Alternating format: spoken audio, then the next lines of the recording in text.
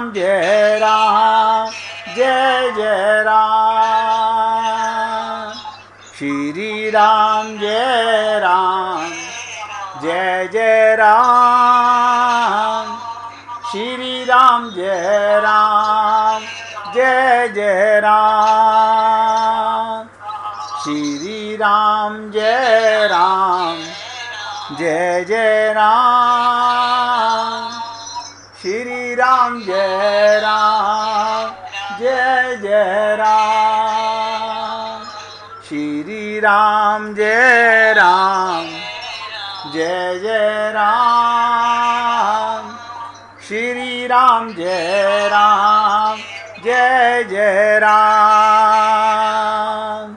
सभी पुण्यात्मा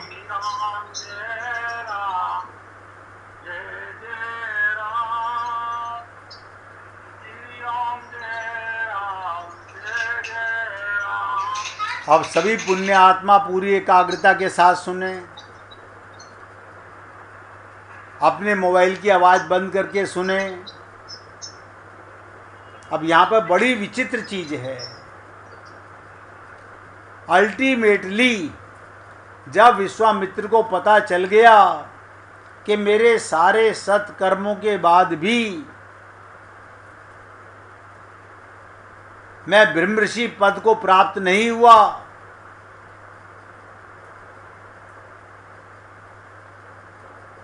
जिसे कहते हैं ना अहम ब्रह्मास्मि तत्त्वमसि, ये वेदों के मंत्र हैं।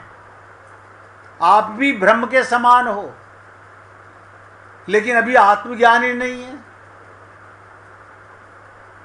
अभी तो हमें आत्मज्ञानी नहीं है और हैं ब्रह्म समान। सब भगवान के अंश हैं, लेकिन मानता कोई नहीं है। तो अंततः विश्वामित्र जी ने क्या भाव आया, मुझे यज्ञ की वृत्ति, एक नया जन्म हुआ यज्ञ करने का, और वो ईर्ष्या को त्याग कर, पाप को त्याग कर, कर्म नाशा को त्याग कर, बहुत ध्यान से सुन लीजिएगा। और आपको जो बताने जा रहा हूँ, आप सब लोगों ने रामचरितमानस देखी भी, सुनी भी, पढ़ी भी, लेकिन इस भाव तक कभी पहुँचे कि नहीं पहुँचे मुझे नहीं पता। सुन लीजिए। अंततः जब ब्रह्म ऋषि नहीं बन सके, तपस्या कर करके कर्म नाशा को उत्पन्न कर लिया, और वो महामंडित नहीं हुए, तो जैसा होना चाहिए था, जब आप हम लोग अपने मन बुद्धि का इस्तेमाल करते हैं, जब तक हम मन बुद्धि का इस्तेमाल करते हैं, कर्म नाशा को उत्पन्न कर लेते हैं। जब मन बुद्धि को सरेंडर कर देते हैं, और विश्वामित्र जी में यज्ञ की वृत्ति का जन्म हुआ, ईर्ष्या को त्याग कर यज्ञ करने का। आप कहेंगे यज्ञ तो हमने बहुत किए हैं। हाँ, किए होंगे, अच्छा किए होंगे। अभी जब सुनोगे तो पता चल जाएगा, सबको पता चल जाएगा हमने कितने यज्ञ किए हैं। अब जब भी कोई ऋषि मुनि संत महात्मा यज्ञ करता है, तो राक्षसों द्वारा यज्ञ में विघ्न उपस्थित करने का विचार उत्पन्न हो जाता है।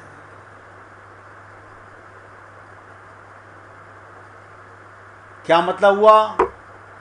अब आप सोचिएगा कि यज्ञ करने की वृत्ति तो हुई, लेकिन राक्षस वृत्ति आपके यज्ञ को समर्पण नहीं होने देंगी। सब चाहते हैं मैं मन बुद्धि का समर्पण कर दूं, मैं मन बुद्धि का समर्पण कर दूं। मैं तो कई बार सोचता हूं कि रामचरितमानस की ये भगवान शंकर के हृदय से प्रकट हुई है मानस, और तुलसी दास जी को प्रेरणा देकर के निमित्त बनाया गया हम तक पहुंचाने के लिए। तो रामचरितमानस में आप सब लोगों ने एक चौपाई पढ़ी हो, नहीं पढ़ी तो सुन लीजिएगा। हरि बिनु मरई न निसीचर पापी,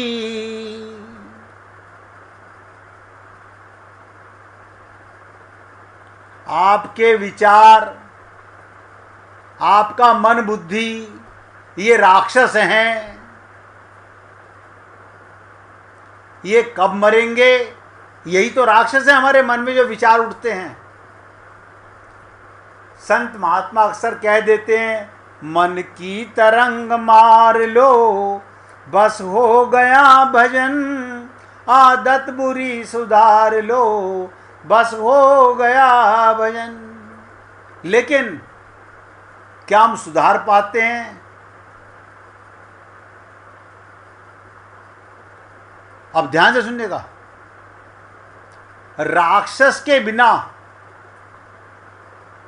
अगर राक्षस को मारना चाहते हो, मन बुद्धि के विचारों को, दुर्विचारों को, जो संसार में भटका रहे हैं, माया में भटका रहे हैं, पाप में भटका रहे हैं, उनको मारना है तो क्या कहा? हरि बिनु।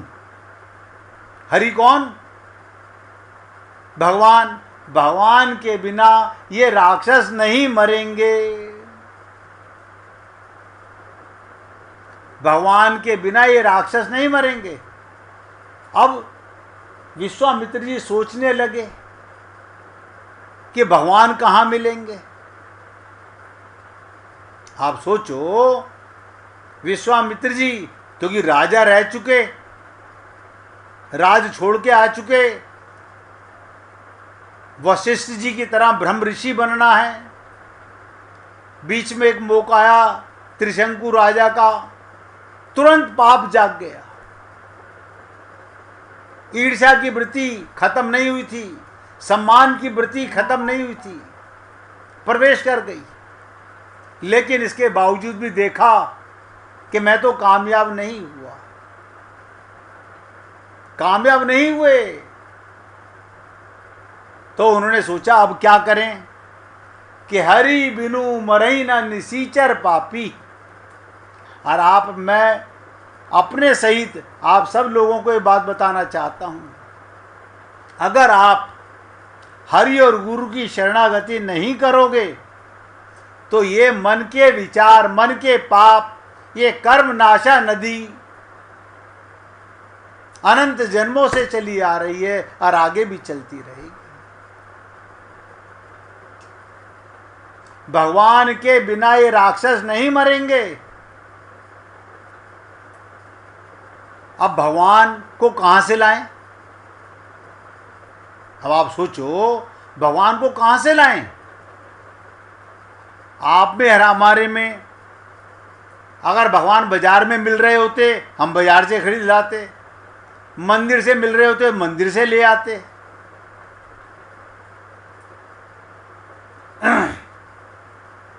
आप और हम लोगों ने तो बहुत सुना कि हरि व्यापक सर्वत्र समाना, लेकिन साथ में ये नहीं सुना कि प्रेम ते प्रकट होई मैं जाना। प्रेम क्या है? अहंकार, अभिमान, मैं मिटा के प्रेम का, मिटने के बाद प्रेम उदय होता है। अब सोचने लगे विश्वामित्र भी, भगवान कहाँ मिलेंगे। भगवान की खोज शुरू कर दी। आप हम लोगों ने भगवान को खोजा, बड़ा सरल तरीका है। अब कोई अपने शहर में भगवान कहाँ मिलेंगे, अच्छा बताओ कौन से भगवान जी चाहिए? राम दरबार चाहिए? मैं बता देता हूँ कहाँ मिलेंगे। छूटते क्या कहोगे? किनारी बाजार में राम दरबार मिल जाएगा। और पत्थर की मूर्ति चाहिए? शीला सिनेमा के पीछे पहाड़गंज में, और नहीं तो जयपुर चले जाओ, बस हमारी बुद्धि कहां तक जाएगी? आप बुरा मत मानिएगा, मैं सत्य से अवगत कराना चाहता हूं। आप और हम लोग अगर सोचे भी तो क्या कहेंगे किसी घर में जाके, आपका राम दरबार बहुत सुंदर है, आप कहां से लाए? आप राम दरबार कहां से लाए? उसने बता दिया। अब वो व्यापारी पैसे से भगवान को ले आया और मन ही मन खुश हो रहा है, मैंने भगवान धारण कर लिया अपने यहां पर, और दूसरे को बता रहा है, कह रहा है जब आप लाख रुपया कमाने वाले ऐसा दरबार ला सकते हो तो मैं तो 10 लाख रुपया महीना कमाता हूं, मैं तो आपसे बड़ा दरबार लेके आऊंगा। बता, बड़ा दरबार ला के बड़े भगवान आपके अंदर आ जाएंगे। यही तो हमारे कर्म नाश हैं। अभी आप और हम लोगों के मन में ये जिज्ञासा और ये भावना घर करी नहीं है। अभी तो आप और हम लोग अपने मन बुद्धि के दम पर भगवान को पाना चाहते हैं, मन बुद्धि के दम पर, तथाकथित पंडितों के दम पर भगवान को पाना चाहते हैं।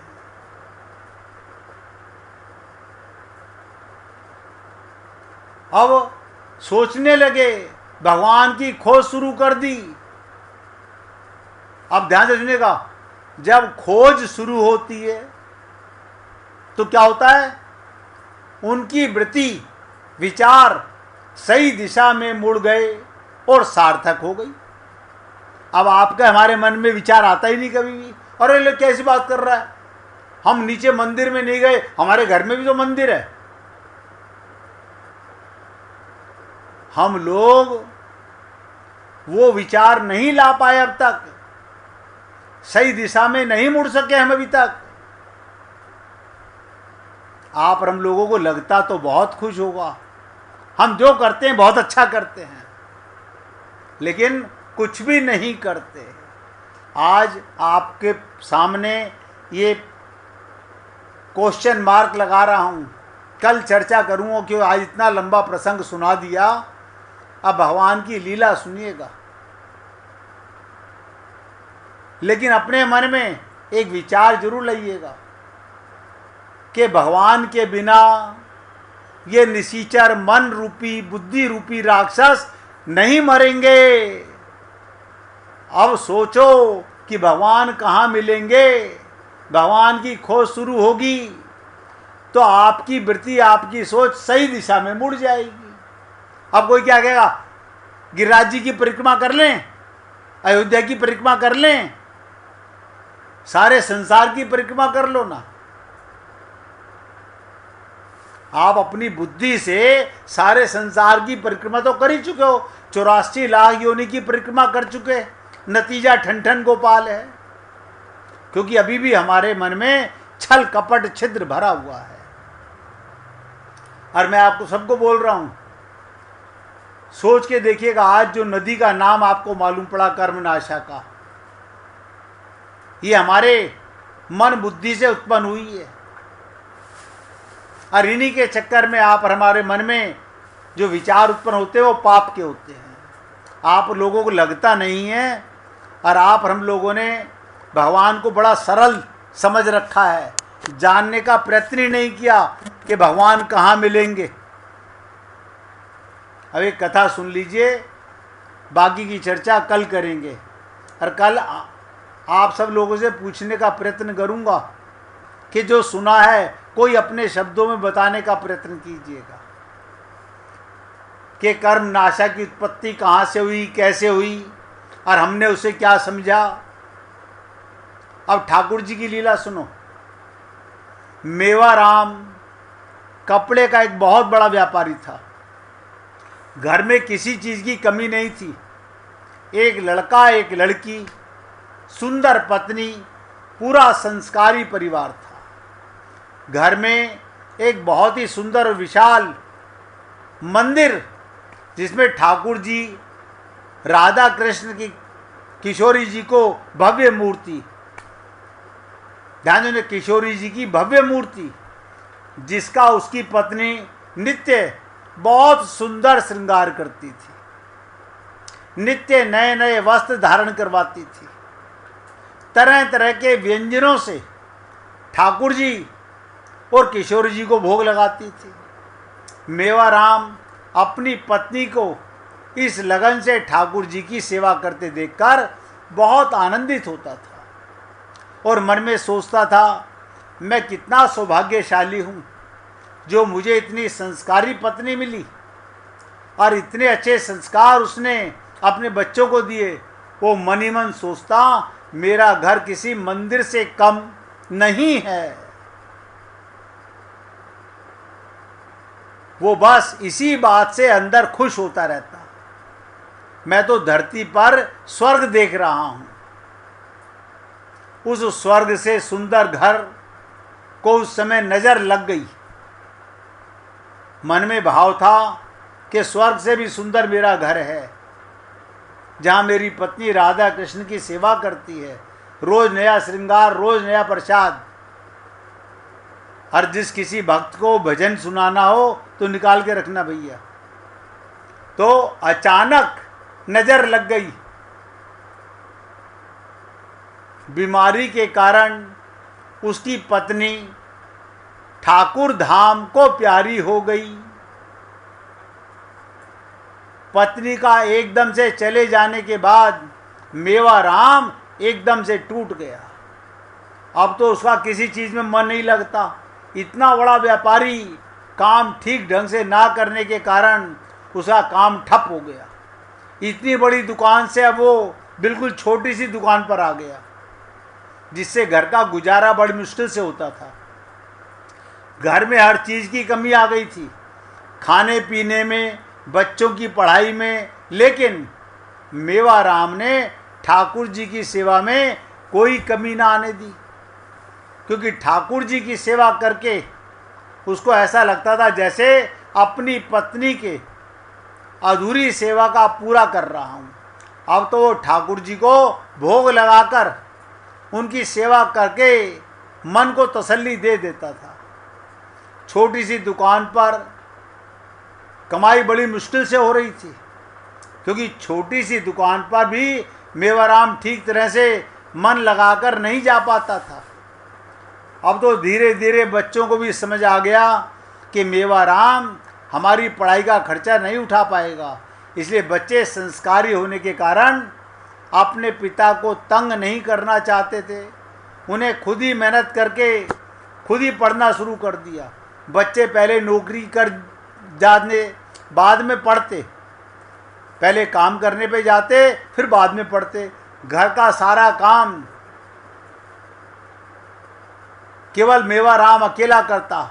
मेवाराम ठाकुर जी के लिए अपने दुकान से लाए हुए कपड़े से उनके लिए एक पोशाक बनाना चाहता था, लेकिन अब उसमें वो शक्ति नहीं रही और ना ही उसकी आंखें इतना काम करती थी। फिर भी वो रोज़ धीरे धीरे थोड़ा थोड़ा करके ठाकुर जी और किशोरी जी के लिए पोशाक बनाने का काम करता। 6 महीने बीत गए, उसकी पोशाक बनकर तैयार हो गई। वो अपने आप को बहुत कोसता था कि मेरी पत्नी तो हर रोज ठाकुर जी को नए वस्त्र धारण कराती थी, मैं कितना बदकिस्मत, ऐसा नहीं कर पा रहा। कई बार तो वस्त्र सिलते सिलते उसके हाथों में सुई चुभ जाती, लेकिन उसको इस दर्द से भी आनंद आता था।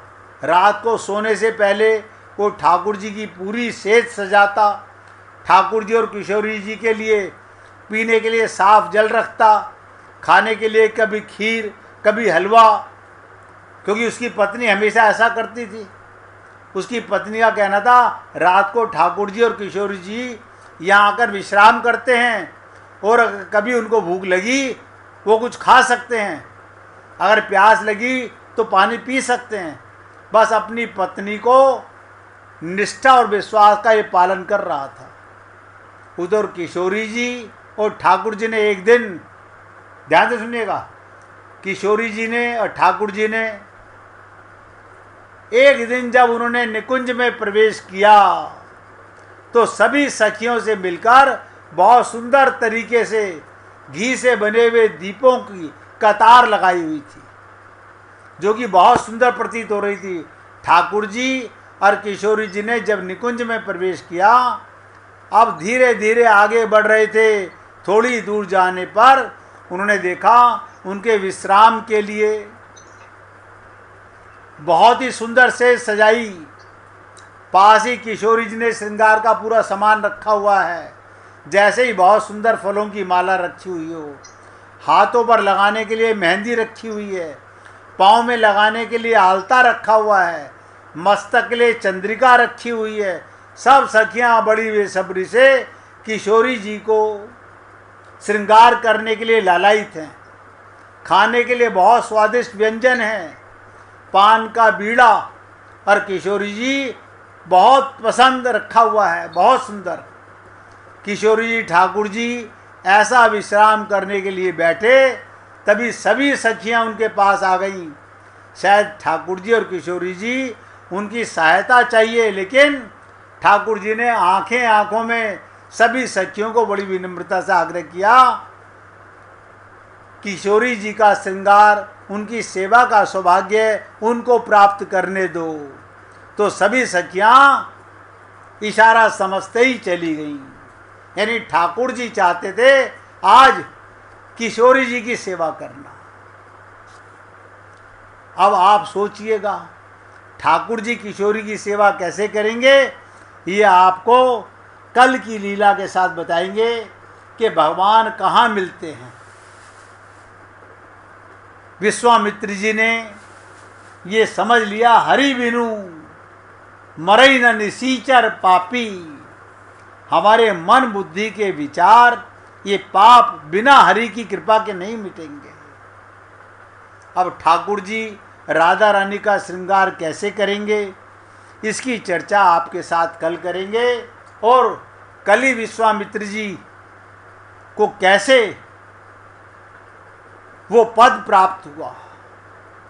इसलिए हे पुण्य आत्माओं, अगर आपने लीला बहुत अच्छी तरह से सुनी हो तो एकाग्रचित होकर के ध्यान कीजिएगा, और कल जब आपसे कुछ पूछूं तो बताने का प्रयत्न कीजिएगा। भाई जी, आप भजन सुनाना चाहती हैं? स्पीकर खोलिए। आप कुछ पूछना चाहते हैं राजकुमार जी? नहीं, मैं सुना रही भाई जी, तो मैं सुना दूंगा। हाँ, तो अगर भाई जी सुना रही है तो अच्छी बात है। हाँ, उनका ये वो वीडियो खोल रखी है इसलिए पूछ रहा हूँ। ओके, नहीं उनको सुनाइए भाई जी, कल आप सुना देना भैया।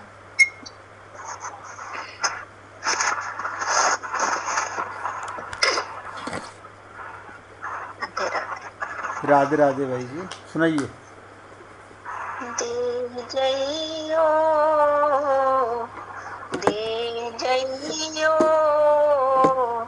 कान्हा की बांसुरिया, मीरा ते रानी दे जइयो,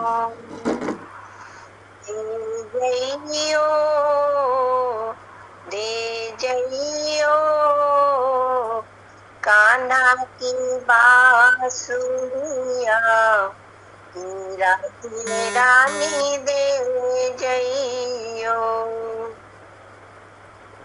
बिन बंसी ना माखन चुराए, बिन बंसी ना माखन चुराए, ग्वालों को फिर कैसे बुलाए, ग्वालों को फिर कैसे बुलाए, बंसी हमारी जान की राधे रानी दे जइयो, बंसी हमारी जान की राधे रानी दे जइयो, दे जइयो, दे जइयो कान्हा की बांसुरिया